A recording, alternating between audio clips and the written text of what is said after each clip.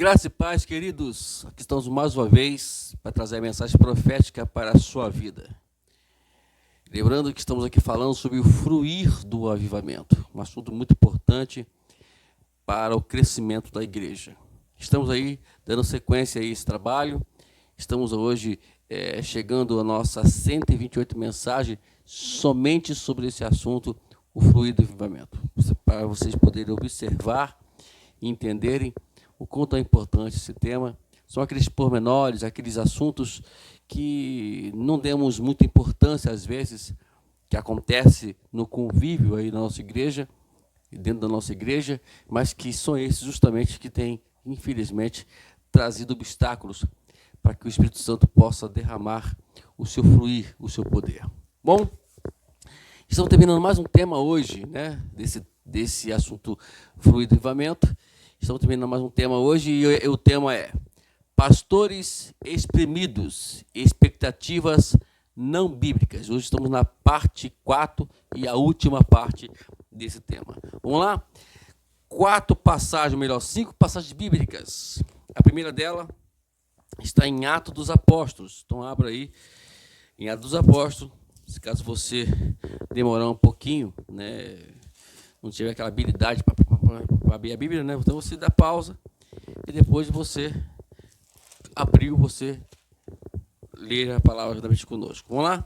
Capítulo 6, versículo 2 até o versículo 4 de Atos dos Apóstolos, diz assim: Então os 12 convocaram a comunidade dos discípulos e disseram: Não é razoável que nós abandonemos a palavra de Deus para servir às mesas. Mas, mães e irmãos, escolhei dentre vós 7 homens, boa reputação, cheio do Espírito e de sabedoria, os quais encarregaremos desse serviço. Ou quanto mais, irmãos, ou quanto a nós, né, consagraremos a oração e ao ministério da palavra. Então tá aí, né? Mais uma passagem bíblica, vamos ler outra agora, que está em Efésios, capítulo 4, versículo 11 e 12, que diz assim: E ele mesmo concedeu uns para apóstolos, outros para profetas, outros para evangelistas, outros para pastores e mestres, com vista ao aperfeiçoamento dos santos, para o desempenho do seu serviço, para a edificação do corpo de Cristo. Agora, 1 Tessalonicenses, capítulo 5, versículo 12, versículo 13, que diz assim: Agora vos rogamos, irmãos, que acateis com apreço aos que trabalham entre vós e os que presidem no Senhor e vos ademoestam, e que os tenhais com amor, com máxima consideração, por causa do trabalho que realizam. Vivei em paz uns para com os outros. Agora vamos para 1 Timóteo, capítulo 5, versículo 17, que diz assim: Devem ser considerados merecedores de dobrado honorários os presbíteros que presidem bem, com especialidade os que se afadigam na palavra e no ensino. E aí, finalizando a nossa maratona bíblica, Hebreus capítulo 13, versículo 17, que diz assim: Obedecei os vossos guias e sede submisso para com eles, pois vela por vossa alma como quem deve prestar contas, para que façam isso com alegria e não gemendo, porque isso não aproveita a vós outros. Então tá aí essas 5 passagens que eu sempre digo que são a base desse tema que estamos pregando aqui, ok? Sobre pastores exprimidos e expectativas não bíblicas. Vamos dar continuidade? Antes de algumas igrejas pensarem em convidar um novo pastor, elas devem pedir que os membros se entreguem ao ministério.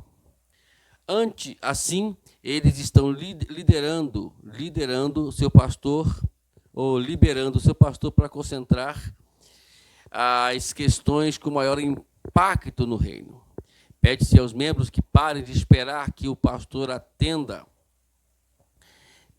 cada pequena dor e enfermidade. Dessa forma, As igrejas não só estão liderando os seus pastores para enfocar as grandes questões do reino, mas tem essa expectativa. Não é de surpreender que essas igrejas estejam vendo crescendo um crescimento dinâmico e um crescimento saudável. Então, quando você vai liberar o seu pastor para que ele lidere, né, as questões do impacto referente ao reino, né, então é o momento da gente ajustar as atitudes bíblicas para nós que somos crentes em Jesus. Ser pastor, querido, não é uma coisa muito simples e uma coisa muito fácil, né? Requer sacrifício. E às vezes o pastor ele sai do seu trabalho, do seu ofício, que é pregar a palavra, que é oração, para viver em função de coisas tão pormenores que outros membros da igreja possam fazer. Então, quando você faz isso, aí você vai ver a igreja, ela tendo um crescimento mais vantajoso, um crescimento mais sadio, saudável, né? E vai ver as pessoas vivendo momentos bons, a palavra sendo fluída, o Espírito Santo fluindo na vida das pessoas, né? Então é por isso que a gente precisa entender isso. É hora desses ajustes, amados. É hora de você se focar na palavra, naquilo que estamos lendo aqui e ensinando para vocês. Eu considerava poder dizer que a maioria das igrejas tem se tornado mais como as igrejas do Novo Testamento em termos de liderança. Mas, tragicamente, a vasta maioria ainda está à espera de um pastor que seja e faça tudo para todos os membros. É impossível. Você vai matar esse pastor. Você vai acabar com ele. Então, não faça isso, ok? É muito prejudicial e também vai não permitir que a igreja também cresça. Membros egoístas continuam a atacar a pastores pelos menores deslizes. O pastor não pode falar nada. O pastor não pode fazer nada. O pastor não pode nem olhar, não pode nem ficar sério. Eu sou assim, eu sou uma pessoa que tem nós temos os nossos momentos particulares, mas ninguém quer entender isso, né? E aí faz o quê? As pessoas atacam e falam mal do pastor. Não faça isso, por favor. Quando membros desnecessariamente demandam do tempo do pastor, deixam pouco ou nenhum tempo para que ele gaste com questões essenciais do reino de Deus, como evangelismo, ganhar almas, a questão das missões e o avivamento propriamente dito. Como é que Deus vai derramar o avivamento na igreja se a própria igreja está atacando a fonte que Deus tem dentro da igreja para poder transmitir esse avivamento? O canal, vamos dizer fonte, perdão, vamos colocar o canal que Deus tem dentro da igreja para derramar esse avivamento. Já viu o que entope, né? Então, os próprios membros da igreja estão entupindo o canal de bênção para a igreja. Aí reclamam, eles vão pular, alguém vai ter que pagar o preço e pagar o pato, e geralmente quem paga esse pato é o pastor, que infelizmente é consequência de uma membresia que não respeita o seu pastor, que não entende a função do seu pastor. Sem dúvida, tal imaturidade é a razão para que muitas igrejas nunca o vejam um avivamento e tenha uma saúde vibrante e consiga uma explosão evangelista. Está aí, os casos aí fora. Vive nas mesmices de sempre, o mesmo culto, é a mesma convivência. Você não vê nada de novo acontecendo.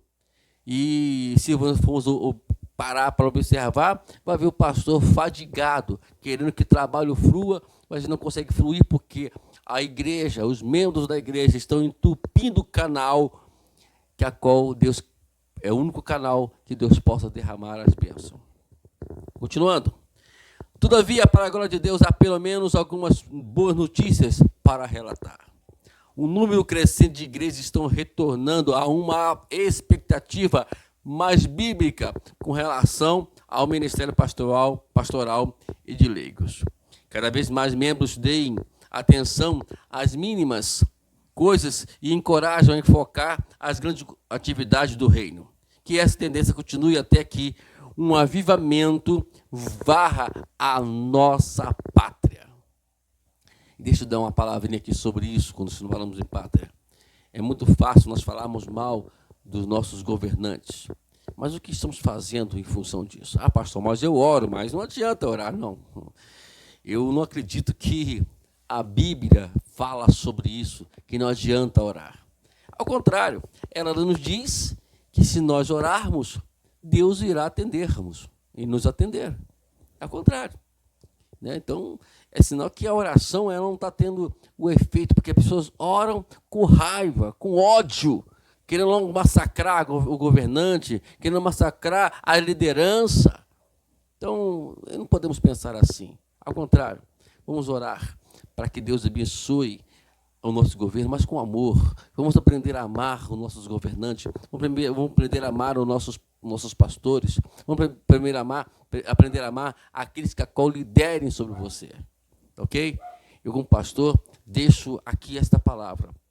Eu, como pastor, eu profetizo sobre a sua vida. Se você cumprir, e se ajustar a uma atitude bíblica dentro da igreja, tenho certeza que Deus vai abençoar a sua igreja, abençoar a sua vida e, sobretudo, o seu pastor.